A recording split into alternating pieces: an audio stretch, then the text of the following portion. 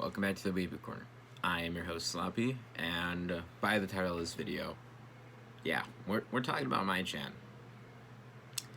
So about a few days ago, one of my friends texted me saying that, hey, you referenced Mai-chan's daily life in your Dead Man Wonderland review. Are you going to talk about the movie? And this was my reaction. There is a movie? So yeah, let's talk about the movie. Mai-chan's Daily Life, the movie, or Mai-chan no Nichiro, released in 2014, and over time garnered some mixed reviews on its IMDb page, which it's kind of fair, because if you read the manga, you kind of know what to expect. If you didn't, it's very gory, and because of the way YouTube works, and because of Copyright Japan, thank you, I can't show much. But let me be clear, if you go out and look for the movie yourself, don't blame me when you choke on your food. I am just the messenger here. It's very graphic. And I kinda enjoyed myself. Let me explain. The reviews for the anime were literally directly down in the middle at about a 5.1, and I gotta kinda disagree. Personally, I enjoyed the movie. Now, don't get me wrong, is it crazy gory? Yeah, it doesn't pull any punches, but compared to the manga, of course it does, because if you read the manga, you know there are some scenes that legitimately cannot be done legally. And it isn't an exact one-to-one, thankfully, so you're not retreading over a lot of things. Like, you don't need a proper introduction on Mai-chan or who she is. And even there isn't actually a story. So, awesome. Now, it's crazy gory and doesn't retread a lot of the manga scenes, thankfully. Because, you know, blenders and all. But that is all I can really mention about the manga without getting hit with the ban hammer, so let me go into a very, very short synopsis. So Mai-chan's Daily Life is an early 2000s Goro manga giant in the fact that it's literally one volume, one chapter, not even one chapter, it's more than one chapter, I believe there's 11. And it's known for being so graphic and gory that it doesn't even get qualified as a standard manga. It's literally a Goro hentai. And that in and of itself is fucking crazy. Basically, Mai-chan herself, the character, is immortal and regenerates her lost limbs and shit. So, off of that alone, your brain is gonna be like, oh, I know where this is going. So yeah, but that's the thing. She's the only one that does that, and the movie basically doesn't follow the same storyline of the manga. The only one that it has is that Mai-chan and whatever the other girl's name is, they're maids. But the movie introduces a new character, completely original to the movie. By the way, the movie was supervised by the mangaka, so if you're horny for that shit, you're safe, don't worry. It wasn't done without permission. It was legitimate. The mangaka was there with filming, with editing and everything, making sure everything was smoothly and up to his criteria. So let's get into the actual movie in and of itself. In the movie, Mai-chan is actually a senpai to the movie's kind of main character, but there isn't a proper main character, which I kind of appreciate, and it lets the effects take center stage, something that the manga sadly couldn't, considering it was an original work. And while there are characters we do follow, of course, that being Mai-chan, her kohai, and her senpai, there isn't a true protagonist. Everybody's fucked up, and it's kind of great. Like, Mai-chan herself is kind of the protagonist because she's the only one that isn't fucked up, aside from getting constantly cut, killed, and stabbed, and literally everything horrible that could happen to a person happens to her.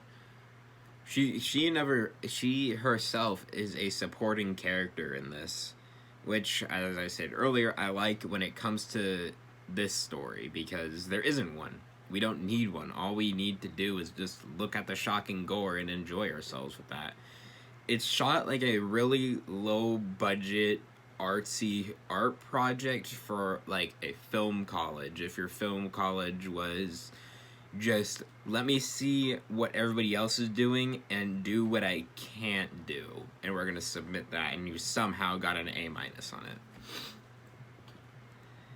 And the effects themselves were shockingly amazing for the fact that it had a shoestring budget. I couldn't find much information on its production because it's Japan and it didn't garner that much attention. So I couldn't find how much it was, but it was literally shot like a backyard horror flick. I'm not even gonna lie. That's how it looks. And whenever there isn't gore on stage, you're kind of bored. And I legitimately wrote a chunk of this while I was bored because nothing really happened. It's just Mai-chan doing Mai-chan things and Mai-chan getting fucked up. And there's an initial scene that I really like, and it was like in the first 10 minutes. And when I saw this, I was like hooked immediately, at least for the gore scenes, because when I saw it, I was like, oh shit, if something like that was practically done and taken and actually had time put into it, we're gonna have a good time. Now, me personally, I'm a gore hound. I like the Corpse Party anime. Sue me. I like gore. Leave me alone. The Saw franchise are some of my favorite movies of all time. I'm sorry. That's just the crazy fuck that I am. And there's a very small scene, about 10-15 seconds, where Mai-chan gets a cut on her knuckle, which I can actually show. If you're squeamish in any sort, leave. Just like the video first so I can get traction, thank you.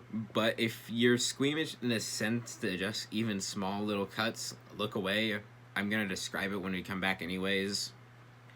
So yeah, enjoy.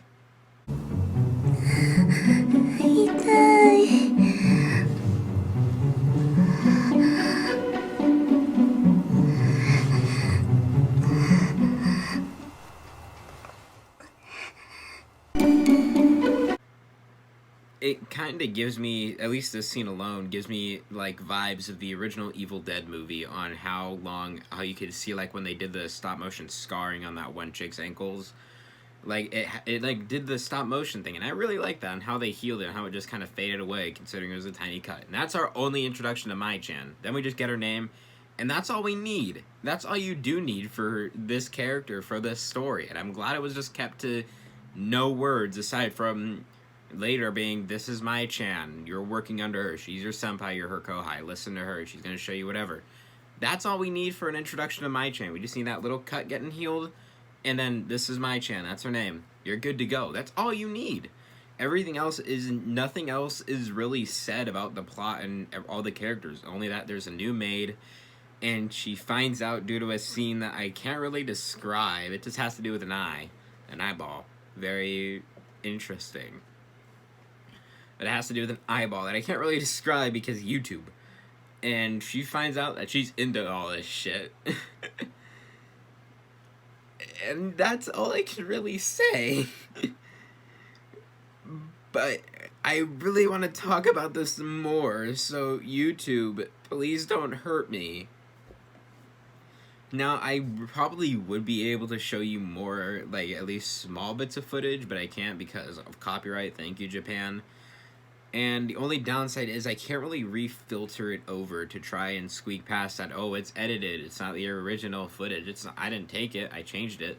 I can't really do that because there are scenes where it actually puts on its own filter. It mutes the colors, it heightens the colors, it makes everything except the blood go black and white. There are moments where it just goes completely black and white, which I personally like, especially when it's actually in one of the gore scenes.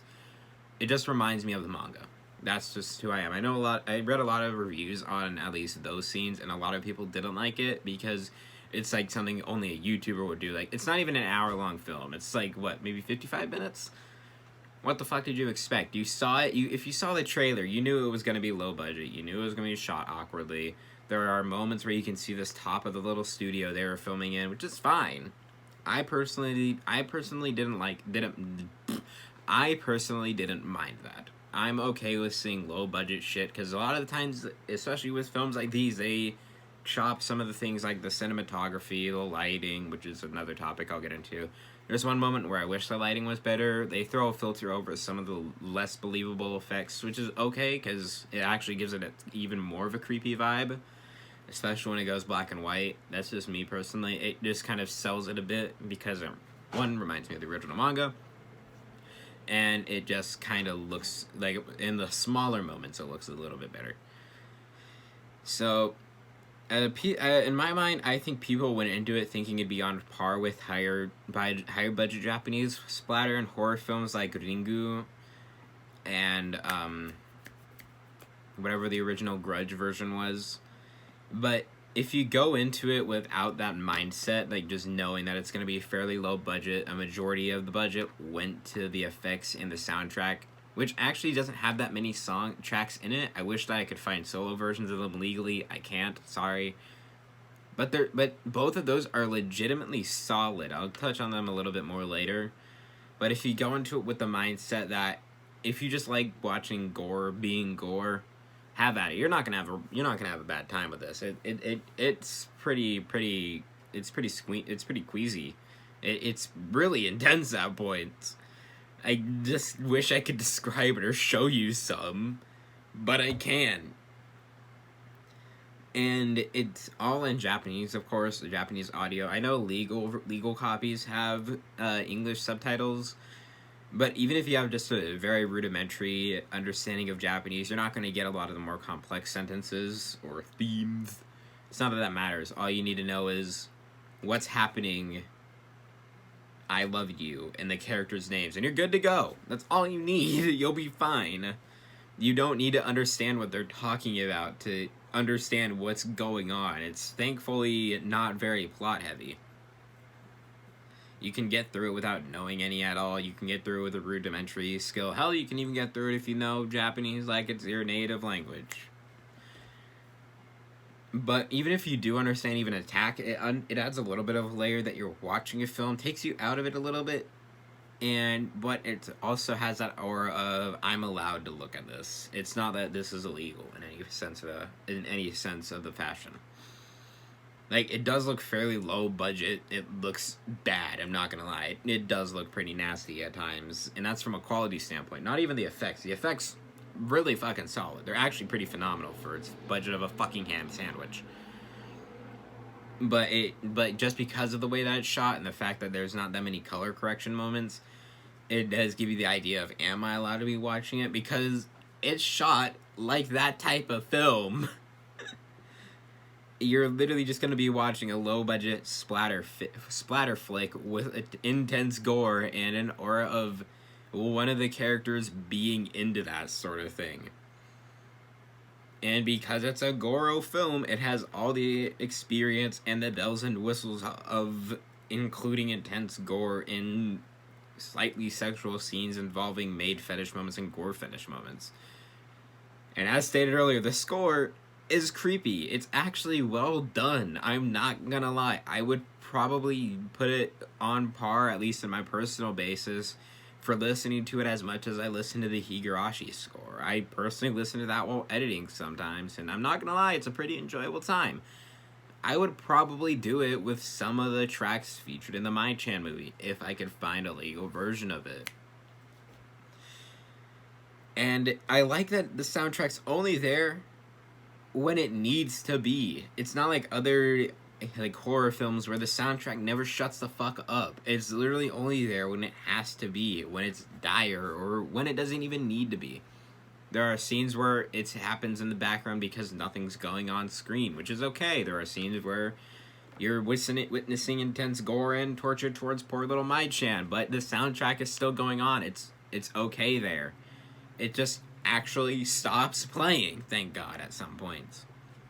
Because if it didn't, it'd probably get really fucking annoying after a while. But it's decent quality, it's creepy, and you could tell that a decent amount of the budget went to that and the effects.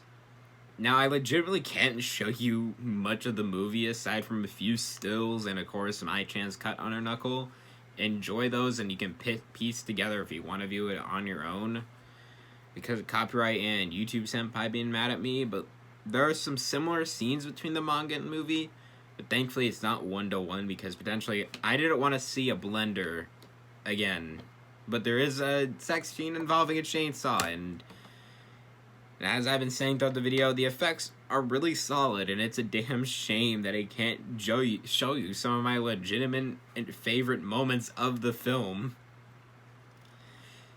Because, well, the effects are clean. If you really want to go see just the gore moments, you can definitely look them up. I know that there are some on Dailymotion where it's just the gore scenes, or there are some gore stills you can find on some of the review sites.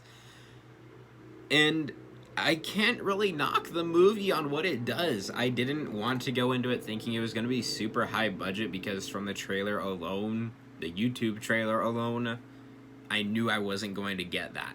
Because, well, it's a movie adaptation of a gore manga. You think they're gonna give a super high budget to that? No. So I think when I look at the reviews, I do think people went into it with that mindset, which is a pretty damn good shame, because the effects are really solid. As I know I keep retreading on the effects and music being good. That's just who I am. I have a really high appreciation for really good practical effects. Because when I saw the trailer, I was nervous. I was like, are they going to make it all CG? Are they going to have CG effects? Thank God they didn't.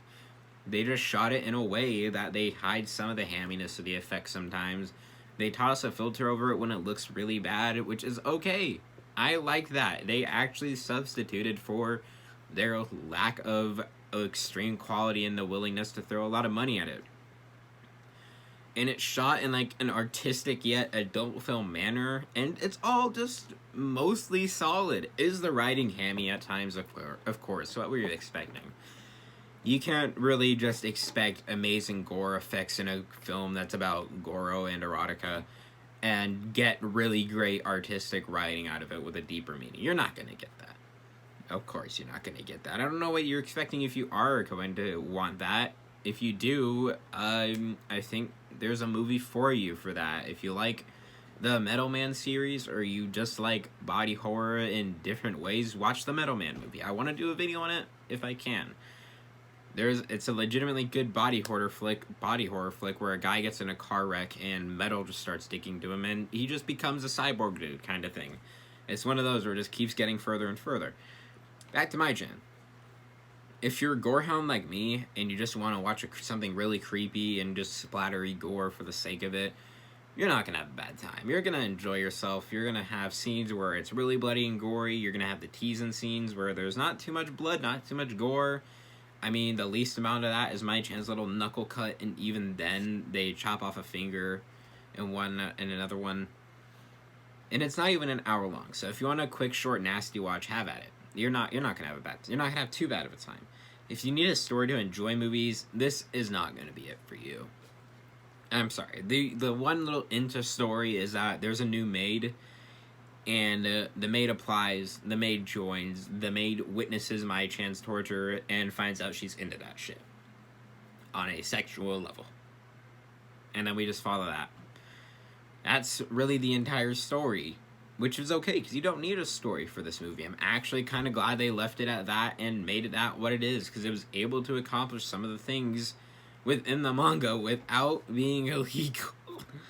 I keep stressing that. There's a lot of fucked up shit in the manga that goes into the trends of it's only on paper. That's how it needs to stay.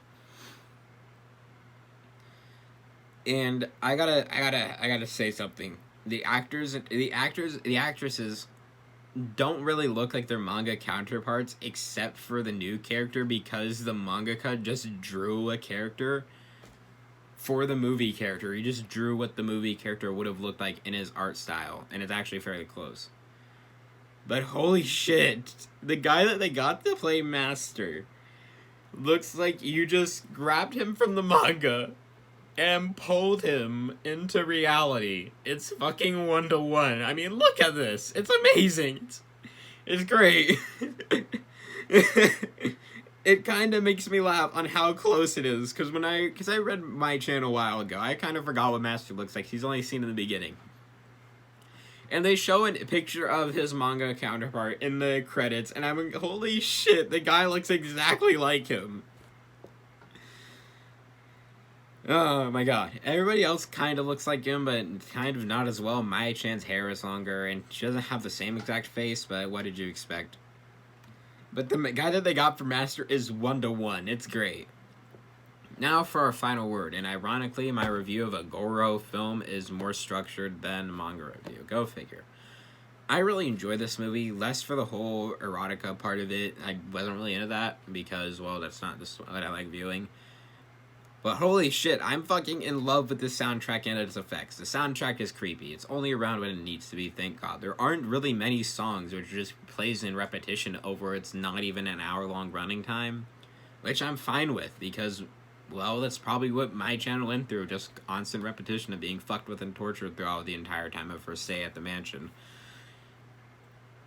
But the gore effects were really well done. They were really solid. Can you tell that they're fake? Kind of, yeah, sometimes, especially with a cut, you can kind of see the edges of the little prosthetic they used, but it's really not that bad. They're actually really cleanly done. They're all practical effects, which I love. Practical effects are just bread and butter of filmmaking. And it just, the actresses in it pulled off the roles with the aura of, fuck it, our careers didn't exist anyway. Let's just have fun with our one role while it lasts. Let's go over the top for where we can. And while the middle scenes don't feature gore and have a low budget theater project quality, it's alright. I don't mind it. I'd rewatch it again around the Halloween time because it was creepy. It had what I like. It had a lot of gore in it. I'm not gonna lie. So would I rewatch it? Yeah, I'd rewatch it around the Halloween time. I'd probably rewatch it more than I watch other horror films, like some of the Friday the 13th series. So, if you like gore, check it out. 7 out of 10. If you like gore, check it out. And if you don't, well, this ain't the film for you. Sorry. As I stated, 7 out of 10. Yeah, it's pretty enjoyable if you like gore. Don't get me wrong, that's just what I enjoy in movies. I like Saw. Those are my favorite movies. So I even like watching Hostel every once in a while. I'm not gonna lie. So yeah, if that's your thing, check it out. You're gonna enjoy yourself. If not, sorry, this ain't the movie for you. I am your host, Sloppy of the Weeb Corner. Make sure to leave a like and subscribe for my mental trauma, and I will see you all in the next one. Later.